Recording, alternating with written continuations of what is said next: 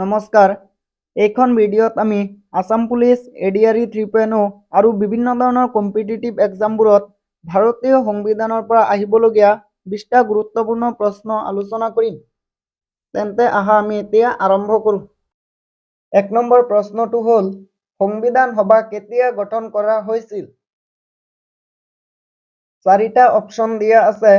এ 1947 চনৰ 15 আগষ্ট, বি 1949 চনৰ 26 নৱেম্বৰ, চি 1946 চনৰ 9 ডিচেম্বৰ, ডি 1950 চনৰ 26 জানুৱাৰী।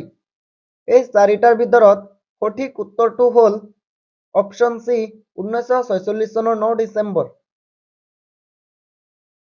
2 নম্বৰ প্ৰশ্নটো হ'ল সংবিধান সভাৰ প্ৰথমখন নিৰ্বাচন কেতিয়া অনুষ্ঠিত হৈছিল? 4টা অপশ্যন দিয়া আছে। এ 1950 চনৰ 26 জানুৱাৰী, বি 2015 চনৰ 1 জানুৱাৰী, চি 1946 চনৰ 11 ডিচেম্বৰ, ডি 1947 চনৰ 22 জুলাই। এই চাৰিটাৰ ভিতৰত সঠিক উত্তৰটো হ'ল অপশ্যন চি 1946 চনৰ 11 ডিচেম্বৰ। 3 নম্বৰ প্ৰশ্নটো হ'ল সংবিধান সভাৰ অস্থায়ী সভাপতি কোন আছিল? 4টা অপশ্যন দিয়া আছে। A Jawaharlal Nehru, B doctor B R Ambedkar, C doctor Sachchidananda সিনহাই, ডি ডক্টৰ ৰাজেন্দ্ৰ প্ৰসাদ। এই চাৰিটাৰ ভিতৰত সঠিক উত্তৰটো হ'ল অপশ্যন চি ডক্টৰ সচ্চিদানন্দ সিনহাই। 4 নম্বৰ প্ৰশ্নটো হ'ল সংবিধান সভাৰ স্থায়ী সভাপতি কোন আছিল? 4টা অপশ্যন দিয়া আছে। A Jawaharlal Nehru, B doctor Rajendra Prasad, C doctor Sachchidananda সিনহাই, D doctor B R Ambedkar. এই চাৰিটাৰ ভিতৰত সঠিক উত্তৰটো হ'ল option B doctor Rajendra Prasad. 5 number প্ৰশ্নটো হ'ল সংবিধান সভাৰ প্ৰথমজন উপদেষ্টা কোন আছিল? 4টা অপশ্যন দিয়া আছে।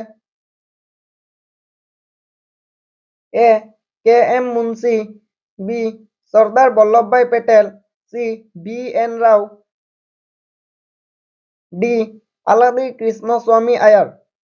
সঠিক উত্তৰটো হ'ল বি এন ৰাও। 6 নম্বৰ প্ৰশ্নটো হ'ল সংবিধানৰ খচৰা কমিটিৰ অধ্যক্ষ কোন আছিল? 4টা অপশ্যন দিয়া আছে।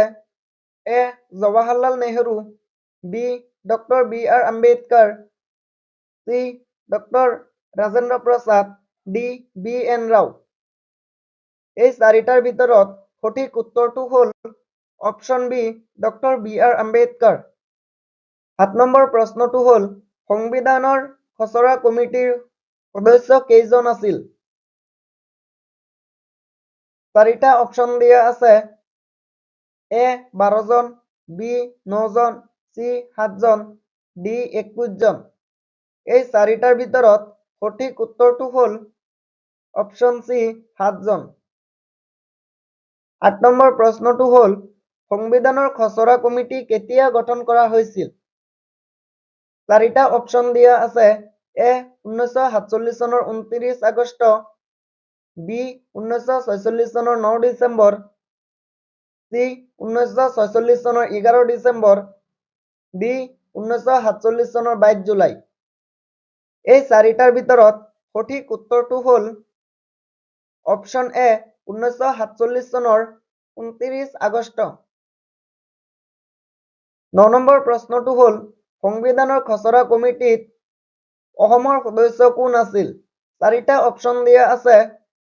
A doctor B R Ambedkar, B doctor K M Munshi, C Syed Mohammad Saadulla, D N Gopalaswami Iyengar.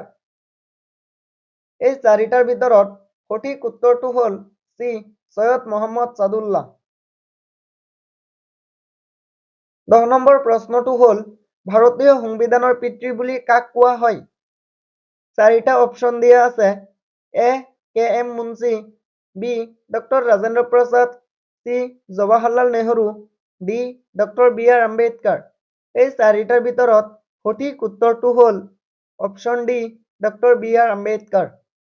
11 number প্ৰশ্নটো হ'ল ভাৰতীয় সংবিধানৰ চূড়ান্ত ৰূপত কিমানগৰাকী সদস্যই স্বাক্ষৰ কৰিছিল? এ 370 জন, বি 395 জন, চি 284 জন, ডি 121 জন। এই চাৰিটাৰ ভিতৰত সঠিক উত্তৰটো হ'ল অপশ্যন চি 284 জন। 12 নম্বৰ প্ৰশ্নটো হ'ল সংবিধান সভাই ভাৰতীয় সংবিধানক কেতিয়া গ্ৰহণ কৰিছিল? চাৰিটা অপশ্যন দিয়া আছে।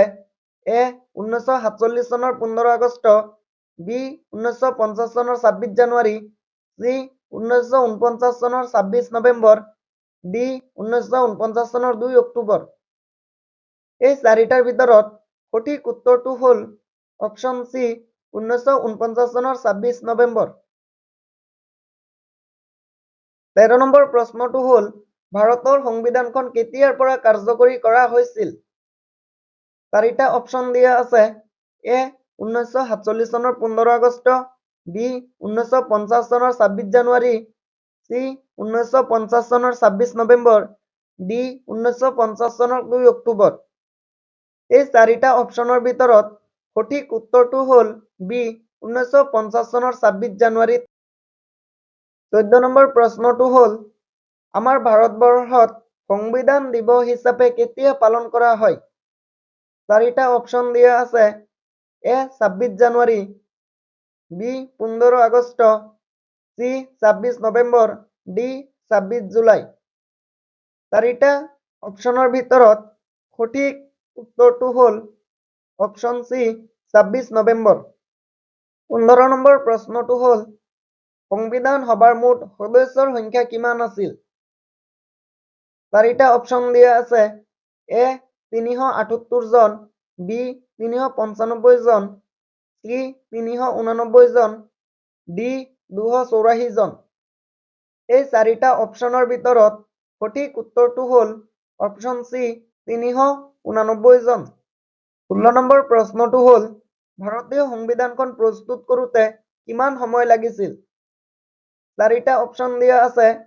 এ 3 বছৰ 5 মাহ 12 দিন, বি 2 বছৰ 11 মাহ 18 দিন, চি 1 বছৰ 6 মাহ 4 দিন, ডি 4 বছৰ 8 মাহ 21 দিন। এই চাৰিটা অপশ্যনৰ ভিতৰত সঠিক উত্তৰটো হ'ল বি 2 বছৰ 11 মাহ 18 দিন। 17 নম্বৰ প্ৰশ্নটো হ'ল বৰ্তমান ভাৰতবৰ্ষৰ সংবিধানত কেইটা অনুচ্ছেদ আছে? চাৰিটা অপশ্যন দিয়া আছে। এ 395টা, বি 448টা, চি 106টা, ডি 214টা। এই চাৰিটা অপশ্যনৰ ভিতৰত সঠিক উত্তৰটো হ'ল অপশ্যন বি 448টা। 18 নম্বৰ প্ৰশ্নটো হ'ল বৰ্তমান ভাৰতবৰ্ষৰ সংবিধানত কেইটা অনুসূচী আছে? চাৰিটা অপশ্যন দিয়া আছে। এ 25টা, বি 22টা, চি 12টা, ডি 8টা। এই চাৰিটাৰ ভিতৰত সঠিক উত্তৰটো হ'ল অপশ্যন চি 12টা। 19 নম্বৰ প্ৰশ্নটো হ'ল বৰ্তমান ভাৰতবৰ্ষৰ সংবিধানত কেইটা অধ্যায় আছে? চাৰিটা অপশ্যন দিয়া আছে। এ 12টা, বি 25টা, চি 22টা, ডি 27টা। এই চাৰিটাৰ ভিতৰত সঠিক উত্তৰটো হ'ল অপশ্যন বি 25টা। শেষৰ প্ৰশ্নটো হ'ল পৃথিৱীৰ আটাইতকৈ দীৰ্ঘতম লিখিত সংবিধান কোনখন? চাৰিটা অপশ্যন দিয়া আছে। এ আমেৰিকাৰ সংবিধান, বি কানাডাৰ সংবিধান, চি ইংলেণ্ডৰ সংবিধান, ডি ভাৰতৰ সংবিধান। আমি সকলোৱে জানো যে পৃথিৱীৰ আটাইতকৈ দীৰ্ঘতম লিখিত সংবিধানখন হ'ল আমাৰ ভাৰতবৰ্ষৰ সংবিধানখন। সেয়েহে এই চাৰিটা অপশ্যনৰ ভিতৰত সঠিক উত্তৰটো হ'ব অপশ্যন ডি ভাৰতৰ সংবিধান। ছাত্ৰ ছাত্ৰীসকল, ভিডিঅ'টোৰ জৰিয়তে যদি তোমালোকে অলপ হ'লেও উপকৃত হৈছা, ভিডিঅ'টো লাইক কৰিবা, বন্ধু বান্ধৱীৰ সৈতে শ্বেয়াৰ কৰিবা আৰু এনেধৰণৰ প্ৰশ্নৰ উত্তৰসমূহ পাই থাকিবলৈ চেনেলটো ছাবস্ক্ৰাইব কৰিবা।